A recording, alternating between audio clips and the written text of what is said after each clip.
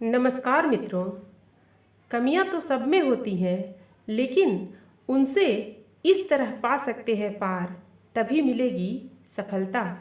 मित्रों, यूनान ने अपने जीवन काल में हर किसी को अपने अंदर का विकास करने को कहा है, क्योंकि जब तक आप अपना विकास नहीं करेंगे तब तक आप बाहरी रूप से विकास नहीं कर सकते। साथ ही आपको ये भी देखना होगा कि विकास और सफलता को किस रूप और स्थिति में देखते हैं।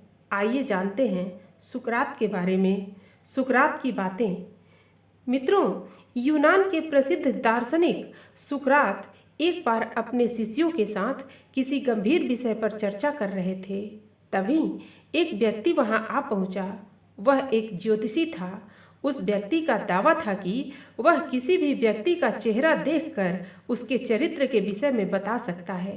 वह सुकरात को नहीं जानता था। सुकरात की विद्वता, विवेकशीलता, विनय और संयम का कोई सानी नहीं था, लेकिन बाह्य सौंदर्य नाम की कोई बात उनमें नहीं थी। ज्योतिषी ने सुकरात का चेहरा ध्यानपूर्वक देखते हुए कहा कि इनके मस्तक और सिर की आकृति बता रही है कि यह व्यक्ति बहुत लालची है। इसके नथनों की बनावट से पता चलता है कि यह व्यक्ति बहुत गुस्से वाला भी है। ज्योतिषी की बात सुनकर सुकरात के शिष्य नाराज होकर ज्योतिषी को बुरा भला कहने लगे। सुकरात ने उन्हें रोक दिया। इसके बाद ज्योतिषी ने आगे कहा कि इनके होठों और दांतों की बनावट से साफ झलकता है कि यह व्यक्ति परम विद्रोही स्वभाव का है। यह व्यक्ति न केवल स्वयं हमेशा विद्रोह करता रहता होगा, बल्कि दूसरों को भी विद्रोह के लिए प्रेरित करता होगा। इनकी चिबुक की बनावट बताती है कि यह व्यक्ति सनकी भी कम नहीं और हमेशा बकबक करता रहता होगा। अपने बारे में यह सब सुनकर सुकरात मुस्कुराए और उन्होंने ज्योतिषी से कहा कि आपने मेरे विषय में जो बातें बताई हैं सब सच है। यह देखकर उनके शिष्यों ने सुकरात से इसका रहस्य बताने की प्रार्थना की। सुकरात ने कहा कि ज्योतिषी ने जो कुछ बतलाया है वह सब सत्य है। मनुष्य दुर्गुणों का पुतला है और मुझ में भी वे सारे दुर्गुण हैं जो ज्योतिषी ने बतलाए हैं। प्रश्न उठता है कि आप सबको मुझ में वे दुर्गुण क्यों नहीं दिखाई पड़ते? मुझ में वे दुर्गुण इसलिए दिखाई नहीं पड़ते क्योंकि मैं अपने विवेक और संयम से उन पर अंकुश लगाए हुए हूँ।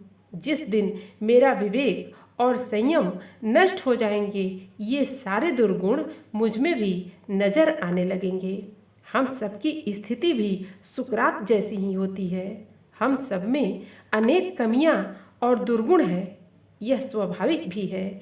इसके बावजूद हम में से कई उन दुर्गुणों को दूर करने का प्रयास करते हैं और दुर्गुण रहित भी हो जाते हैं। पर आखिर कैसे? मनुष्य एक विवेकशील प्राणी है।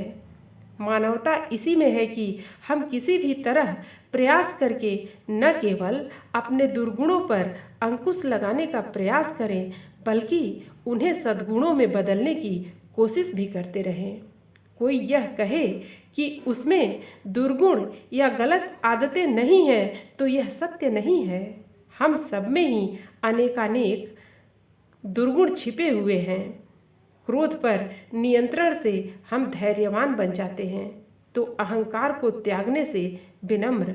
हमारे जितने भी सद्गुण हैं वे सब दुर्गुणों पर विजय पाने के कारण ही हैं। यदि व्यक्तियों में दुर्गुण नहीं होते तो सद्गुणों का महत्व भी नहीं होता। और जहाँ तक सद्गुणों का प्रश्न है, हम विवेक और संयम के कारण ही दुर्गुणों को सद्गुणों में परिवर्तित कर पाते हैं। यदि हम में दुर्गुण है तो कोई बात नहीं, विवेक का अभाव नहीं होना चाहिए।